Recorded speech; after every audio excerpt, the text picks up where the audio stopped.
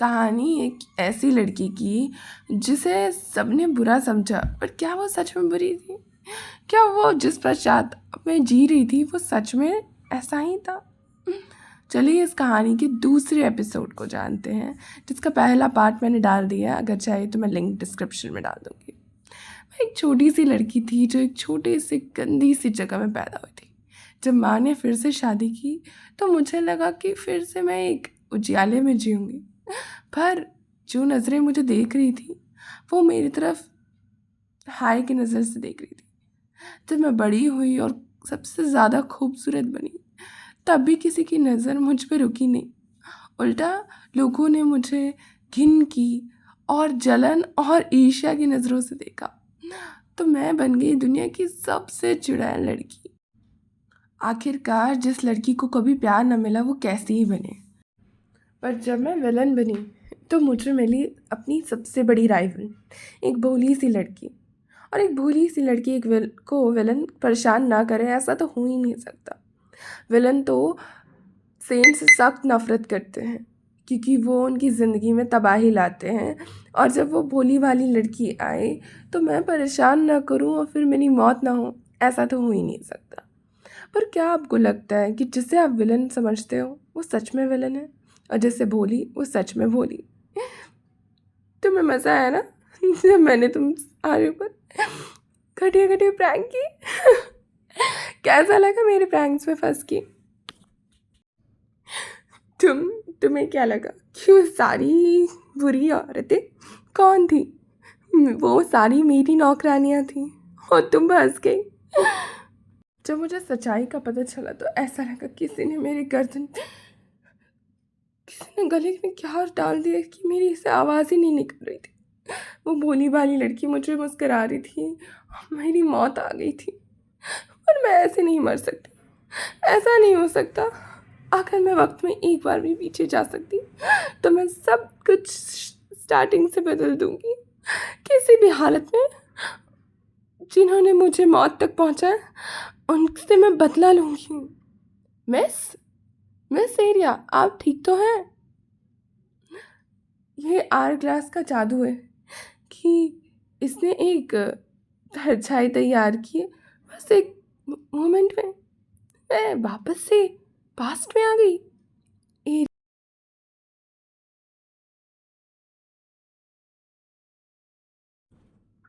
Area जो अपने वापस से बचपन में आ चुकी थी, जब मैं वापस नहीं आई थी तो कितने सारे लोग मुझ पर खुद में खुद हंसते थे। पर सबसे पहले तो मुझे उस कुत्ती से बदला लेना है जिसने मुझे मौत तक डाला।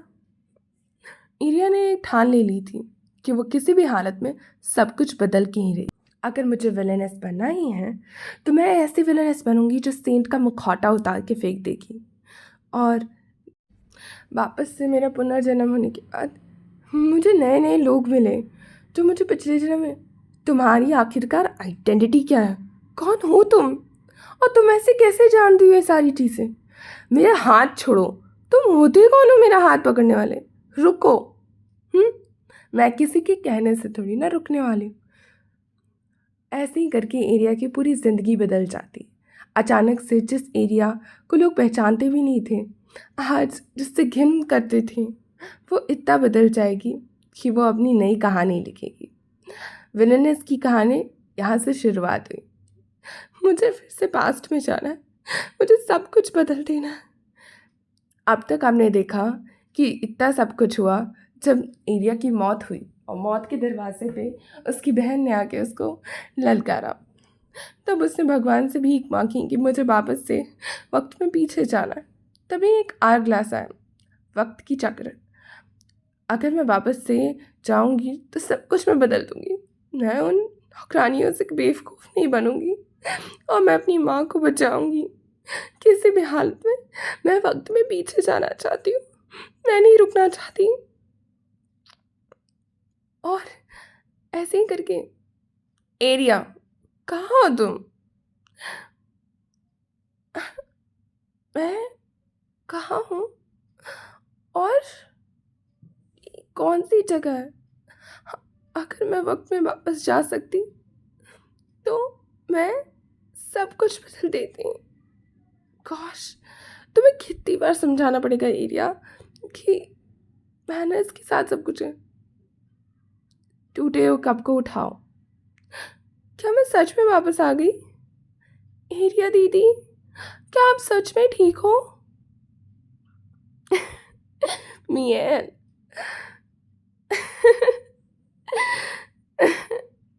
जिसकी शक्ल हंसते हुए मैं कभी भूल ही नहीं सकती।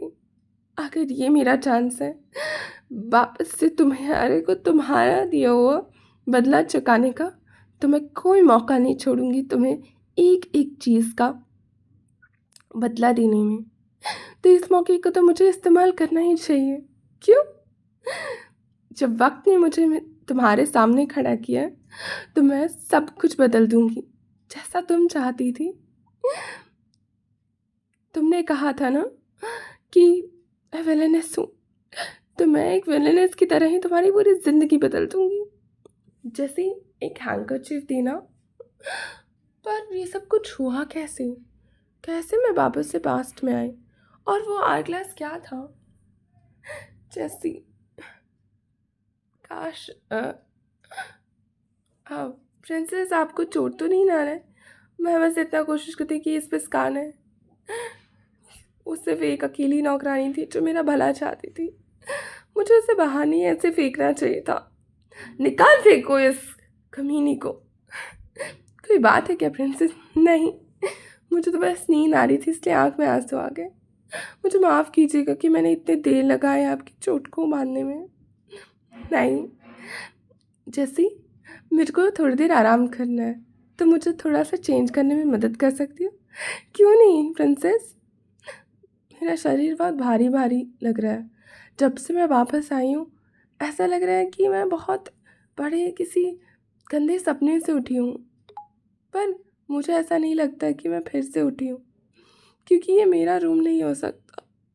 ऐसी चमकीली चीज़ें, ऐसी चीज़ें मेरे पास क्यों है? समझ ही नहीं आ रहा। प्रिंसेस, हो गया, अब मैं जा सकती हूँ? अब मैं किसी चीज़ का मतलब नहीं रखती हूँ। मुझे तो बस सब कुछ देख ले सोना है। क्या? ये क्या है? ये नहीं हो सकता। जैसे मेरे ब्लैंकेट के नीचे कुछ है। क्या हुआ लेडी? मतलब देखो ना कि ये क्या है? टूटा हुआ कांच। भाई लेडी, मुझे तो लगता है कि ये आर्ट क्लास है ना, पर मुझे तो लगा कि मैंने सब कुछ साफ कर दिया। माफ़ करिएगा प्रिंसेस, मैं अभी ही सब कुछ साफ कर दी थी। ये आर्ट क्लास, ये तो समय की चक्री है जो मैंने सपने में देखा था। मतलब जो भी मैंने देखा, जो भी मैंने मौत देखी, वो एक सपना नहीं, सच था। लीडिया लेडी एरिया, ये बहुत ज़्यादा खतरनाक हो सकता है। मतलब ये वह सच में एक चांस दिए गए मुझे कि मैं अब ना सब कुछ बदल सकूं और एक बेवकूफ़ लड़की से एक चालाक लड़की बन सकूं। भगवान का लाख लाख शुक्र है। मुझ पे इस दया के लिए शुक्रिया भगवान। आपने मुझ पे इतनी बड़ी वाली दया की। आपने मुझे एक चांस दिया कि मैं सब कुछ बदल सकूं। लेडी एरिया, आपके हाथों को चोट पहुंच सकती। शुक्रिया शुक्रिया भगवान, आपने मुझे इतना अच्छा चांस दिया जब मुझे इतने बुरी तरीके से मारा। अब तो मुझ पे मुझे लगा ही नहीं था कि कुछ चेंज होगा, पर भगवान की दया से मैं इस बार सब कुछ बदलूंगी। एक ऐसी ज़िंदगी जीऊँगी जिसमें कोई पश्चाताप नहीं होगा। मैं अपने आप से प्रॉमिस करती हूँ कि किसी भी हालत में जितने लोगों ने मुझसे तरीके से ट्रीट किया, उनकी ज़िंदगी को मैं नरक बना दूँगी कि वो मरना पसंद करें पर जीना नहीं। थैंक यू भगवान, शुक्रिया। मैं सब कुछ बदल दूँगी जैसा आप चाहते हो। मुझे इतना बड़ा चांस देने के लिए शुक्रिया कि मैं बदला ले सकूं। आपके बिना मैं कुछ नहीं कर सकती थी। लेडी एरिया कैसे कर रही हैं? लगता है उनके पास मैनर्स और इतने तमाशे इसलिए कहती हैं क्योंकि वो एक छोटी सी रखेल की जो बेटी है। पर मैं भी कुछ नहीं कर सकती ना। मैं भी तो चाहती हूँ कि वो अच्छे से जिए, इवन दो उनमें कोई मैनर्स नहीं है और वो अपनी ज़िंदगी पूरी तरीके से नहीं बदल सकती।